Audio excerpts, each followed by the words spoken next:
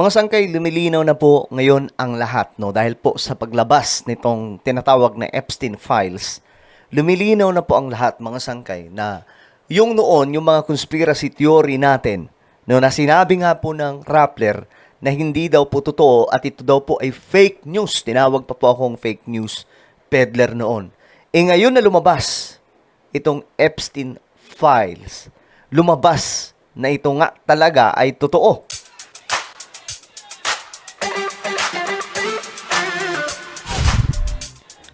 So, pinapatunayan lamang nito mga sangkay na tama po yung mga conspiracy theory natin noon tungkol po dito sa nangyaring pandemya sa buong mundo, mga sangkay. No, alam naman po natin kung paano nag-lockdown, kung paano nakakatakot yung buhay noon, mga sangkay, 2019, 2020. Talaga nga namang halos buong mundo, mga sangkay, nagsara. Okay? Pag-usapan po natin ito kasi ang dami pong lumalabas na information. Alright? Sa mga hindi pa po dyan nakakapag-subscribe sa ating YouTube channel, malapit na po tayo makarating sa 2 million subscribers. Aba, ang bilis po natin, no? Kaya naman kung ikaw hindi pa po nakakapag-subscribe, makikita nyo po, i-check nyo po ngayon sa ibaba ng video na to, makikita nyo dyan yung subscribe, pindutin nyo po yung subscribe, pindutin nyo po yung bell, at pindutin nyo po yung all. Sa mga nanonood naman po sa Facebook, i-follow nyo po yung ating Facebook page. Okay. Eto na mga sangkay, pag-usapan po natin. Kasi, eto nga po, so maraming lumalabas na report, mga sangkay. Nung pumutok na nga po itong Epstein file, makikita po natin dito, mga sangkay, yung mga matitinding impormasyon, mga nakakakilabot na impormasyon na noon, mga sangkay, pinag-uusapan lamang po natin ito. Ayan po, nabanggit dito sila Bill Gates at koneksyon ni Jeffrey. At alam nyo guys, noon pa po natin sinasabi ito na itong nangyaring pandemya, mga sangkay, planado ito at gawa ng mga elitista. At kahit po yung China, mga sangkay, sila rin po ay nagsalita tungkol dyan. At sinabi nga po nila, hindi sa amin galing yan. May na-discover kasi nila na may nagdala pala talaga nito, may nagpasabog. At ang ginamit na bansa ay ang China. Kaya doon nag-umpisa, mga sangkay. Noon, conspiracy theory po yan. Di ba nga po, napag-uusapan natin yan, mga sangkay noon, na itong pandemya ay ginawa ng mga elitista, tapos ayun na, sumabog na, mga sangkay. At alam naman po natin kung anong nangyari, gaano ka nakakatakot yung nangyari ng 2019, 2020, lockdown, mga sangkay, talagang bawal lumabas. Marami po yung nagka-anxiety. Kahit ako, mga sangkay, sobrang grabe yung takot ko nun, yung anxiety ko, grabe kasi, limbawa, mababalitaan yung Italy, ang daming pumanaw, ganyan, mga sangkay, grabe. So, feeling ko noon, parang pati ako, meron na rin ganun. So, sabi nga po ng iba, may mga pumanaw daw at that time, mga sangkay, dahil po sa anxiety. Hindi po dahil sa pandemya. So, yun po ang nangyari. Ngayon na lumalabas na po ito sa files. Ayan po, mga sangkay. Ang dami. Ang daming information, diba? Ito, galing po ito sa first post. Ito. Dinideny po ni Bill Gates, mga sangkay, pero kahit i-deny mo kung mayroong mga ebidensya, diba? Yan o, proof. May patunay daw po, mga sangkay, na sila nga po ang nag-create nun. Yan o, mga sangkay. Pambihira. Conspiracy theory noon, realidad pala, mga sangkay, sa totoong buhay. Ngayon, mga sangkay, tingnan nyo ang ginawa sa akin yan at that time. Nung time na yon, binalabas sa akin na nagpapakalat tayo ng mga mali-maling conspiracy theory. Ayan, mga sangkay. Noon, nagpapakalat daw tayo ng kung ano-anong mga conspiracy theory, mga sangkay na Pambihira. Pinalabas tayong fake news at that time. Ayan po. Ngayon, lumalabas, ito pala ito to. I-explain ko sa inyo mga sangkay, bakit ko binura yung mga video na yon at that time. Maliban po sa mga walang kwenta na ring mga usaping politika noon mga sangkay. Ngayon, isa sa mga mahalagang video na binura po natin ay yung patungkol po sa, ayan, basahin nyo na lang. Eto, ginawa pa po nilang disinformation yan noon. Alam niyo bakit binura natin at that time yan? Yung mga video about sa conspiracy theory ng pandemya, binura natin at that time kasi ang YouTube naghigpit. Talagang kapag ka may ganyan kang content, possible mawala ka sa mundo ng social media. Ganun mangyayari, lalong-lalo na po sa YouTube. So, para maproteksyonan mga sangkay, kasi ang dami na pong mga channel noon ang nagsisiwalaan dahil po dyan eh. Napaparusahan ni YouTube at kung ano-ano pa, mga sangkay. So, ang ginawa natin, binura natin. Yung pala, yung impormasyon pala na lumalabas dyan, yung mga elitista talaga, mga sangkay, ganun sila kamakapangyarihan.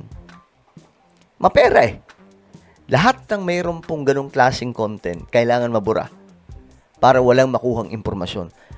Whether ito ay napatunayan na o conspiracy theory pa lamang, kailangan matanggal. So, at that time, no choice tayo. Kasi, kung hindi natin binura yun, malamang sa malamang, hindi na po tayo nakakapagpaliwanag ngayon mga sangkay. Hindi na po nalaman natin na totoo nga yung mga sinabi natin noon. Diba, mga sangkay, yan po. Ang daming video na na-take down at that time. Pero, yung sinasabi nilang disinformation, totoo pala. Imagine niyo, pambihira, nakakakilabot itong ginagawa ng mga elitista. Even the president of Russia, mga sangkay, nagsasalita po talaga siya na grabe ang West. Kung paano namamanipula ang buong mundo ngayon, mga sangkay. Sabi pa nga po, 'di ba, yung dahil po sa Epstein file, lumalabas doon na ang buong mundo, lahat ng world paano ba 'yon? Mga nakakatakot na mga events sa ating planeta. Likha daw po ng mga elitista. I don't know kung naniniwala kayo sa conspiracy theory about sa Illuminati, Deep State, Secret Society, Rothschild, and many more na mga conspiracy theory. Pero halos lahat ng yan mga sangkay, may iisang layunin. May iisa silang goal sa ating mundo na nakakakilabot kung iisipin. At kung alam nyo po yung prophecy about sa paglabas ni Antichrist, about sa tatakan ng number of the beast, sa prophecy, ito po ay papunta, mga sangkay, sa tinatawag na New World Order. No? Medyo malalim po yan, mga sangkay, pag pinag-usapan. At itong lahat ng ito ay planado talaga. O, ayan. Isa sa mga natin noon, mga sangkay. Ito yung isa sa mga vlog natin noon. Ayan o. Paano kumalat ito? Ito ang totoong kwento ng pandemya noon na hindi mo alam. Kasama po ata ito sa tinanggal po natin, mga sangkay. O, ayan. New World Order. Ano conspiracy theory noon? Totoo pala talaga ngayon. Ayan, mga sangkay, oh. Ay, nako po. Ayan. Throughout the years, itong vlogger daw ni Sangkay Janjan, kuha ng mga massive supporters, creating supposedly informative videos and standing up to critics and doubters. Ayan. Sabi pa nila, notorious daw ako sa pagpapakalat ng conspiracy theories na wala namang ebidensya. Mga sangkay, kailan pa naging fake news yung conspiracy theory? Kaya nga, conspiracy theory. Mayroon kang teorya na tinitingnan para, kumbaga, ito yung posible na nangyari. 'Di ba? O ngayon, na sinasabi ng Epstein file na ito nga ay totoo, paano ipapaliwanag ito ng Rappler at ng mga nagduda? Dami pong nagduda sa akin nun eh. 'Di ba? Ang bihira. Oh, ayan, mga sangkay. Ito yung mga lumalabas na ng mga information. 'Di ba? Oh. Oh, 'di ba? Ngayon, napatunayan na yung mga pinagsasabi natin noon eh totoo. Ayan oh. Grabe. Ang lupet ng pagkakagawa nila mga sangkay. Wala na. Kahit gaano mo kayaman talaga kapag ka nabisto ka, nayari ka eh. Pero, ayan po, ang dami mo po. Mga email ito. Ito yung mga email mga sangkay kung paano nila ikakalat yan noon.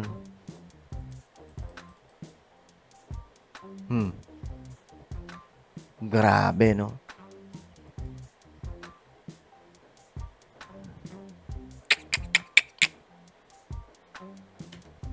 Oh my goodness. Yan, no? Making money. Yun lang ang purpose nila mga sangkay.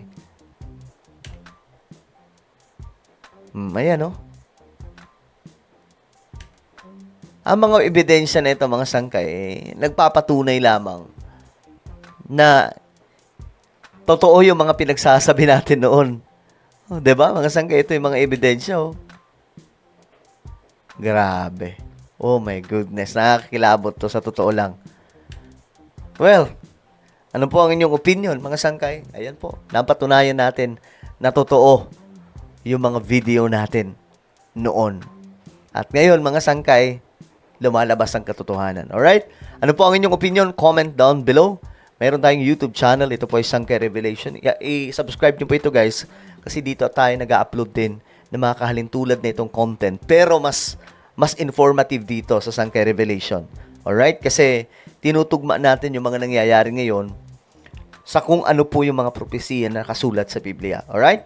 So ano po ang inyong opinion? Comment down below. Meron po tayong YouTube channel. Guys, ito ay Sangkay Revelation. Hanapin nyo po ito sa YouTube ngayon din. Kapag nakita nyo na, i-click nyo po yung subscribe, i-click ang bell, at i-click nyo po yung all. Ako na po yung magpapaalam. Mag-iingat pong lahat. God bless everyone.